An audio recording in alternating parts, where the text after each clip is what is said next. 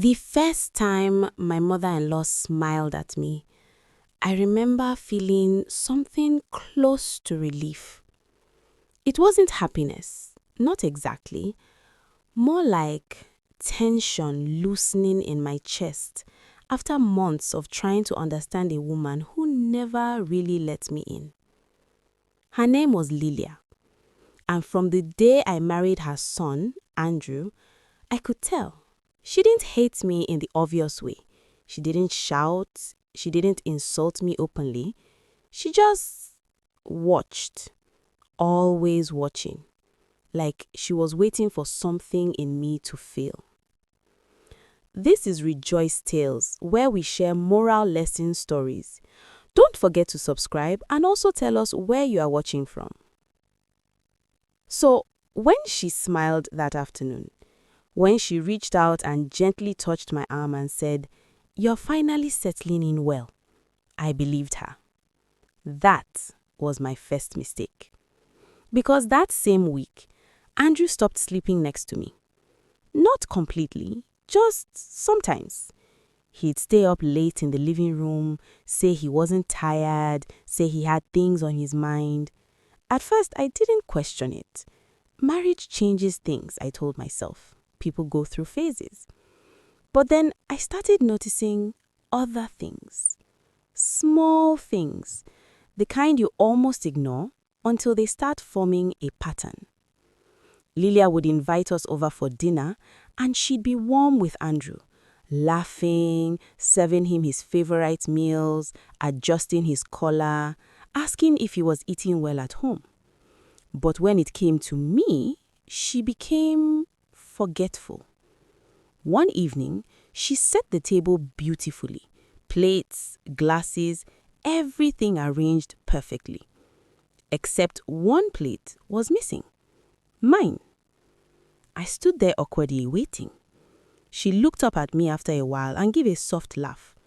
"Oh, I thought you said you went hungry." I hadn't said that. Andrew barely noticed. And when I brought it up later, he sighed. "You are reading too much into things." That sentence became a pattern too. Everything I noticed, everything I felt was always too much. Still, I tried. I adjusted the way I cooked, the way I cleaned, the way I spoke around her. Because every now and then, Lilia would say something that felt less like advice and more like comparison. Andrew has always liked things done a certain way. Some women understand that naturally. Or, "He used to be so relaxed. I hope marriage isn't too stressful for him." Always soft, always careful, but never innocent. And slowly, Andrew began to change. He started correcting me in small ways. "You don't have to argue with my mom. You could try a little harder. You are making things tense for no reason." I would stare at him sometimes, wondering when his words stopped sounding like his own. Then one night, something happened that I couldn't explain. I had left my phone charging in the bedroom and gone to the kitchen. When I came back, it was gone. I searched everywhere. 10 minutes later, I found it inside Andrew's work bag. I thought maybe I had placed it there absent-mindedly, until it happened again and again. Things moving, things disappearing, then returning in places that didn't make sense. One afternoon, I found my clothes, ones I hadn't worn in weeks, folded neatly inside Lilia's bag when she came to visit. I froze. "Why are my clothes in your bag?" I asked. She looked down, then back at me with mild confusion. "Aren't these mine?" Her tone was so natural, so believable. I almost doubted myself. Andrew laughed it off. "You two probably mixed things up." But we didn't. I knew we didn't.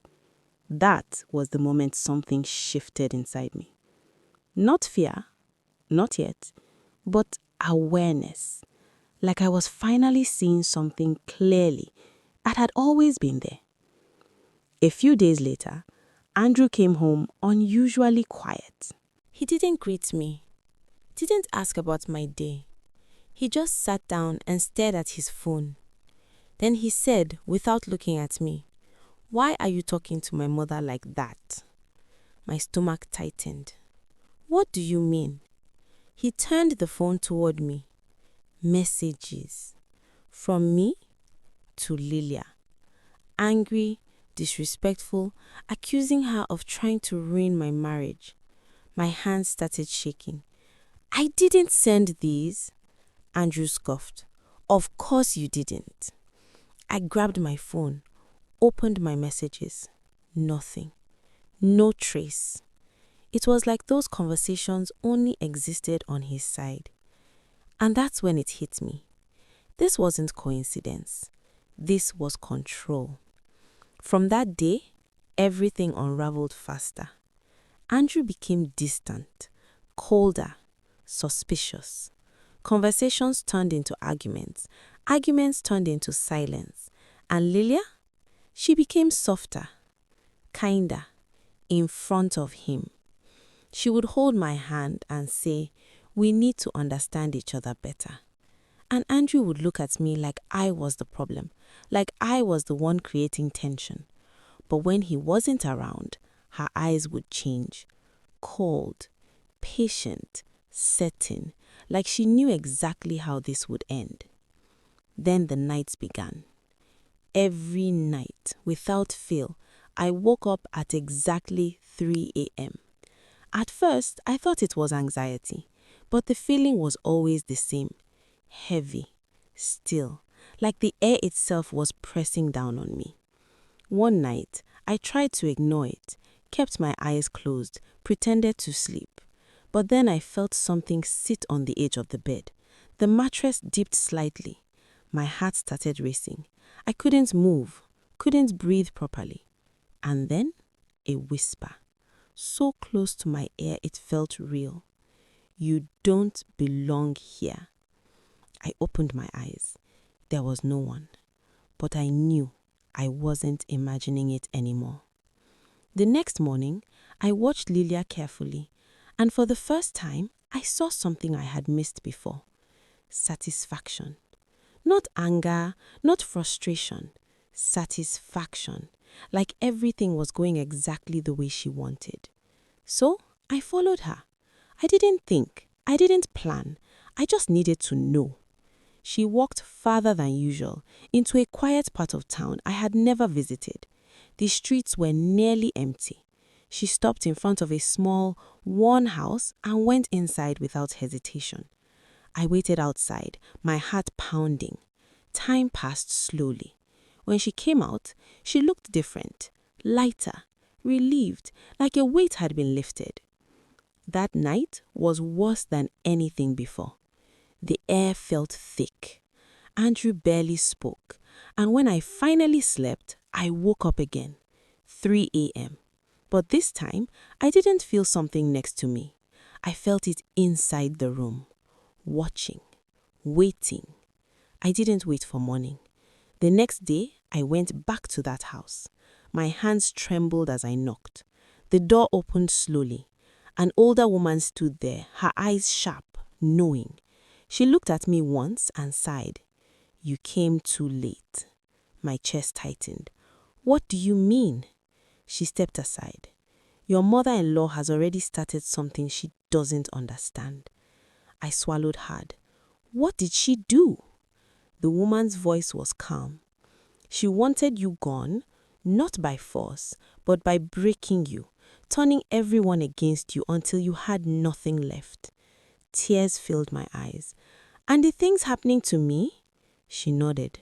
"But she was warned." "Warned about what?" "That these things don't always stay where they are sent." A chill ran through me. "What does that mean?" "It means," she said quietly, "if the balance shifts, it can return, and it doesn't always choose the person who started." That's when the fear truly settled in, because it wasn't just me anymore. A few nights later, Andrew woke up screaming. Not shouting, screaming, like he was seeing something he couldn't escape. He started hearing things, whispers, movements. His behavior changed again, but this time it wasn't anger. It was fear, real fear. Lilia noticed too. I saw it in her face. The control she once had slipping. She went back to that house, begged, cried, but whatever she had started wasn't hers to stop anymore. The house we lived in became unbearable.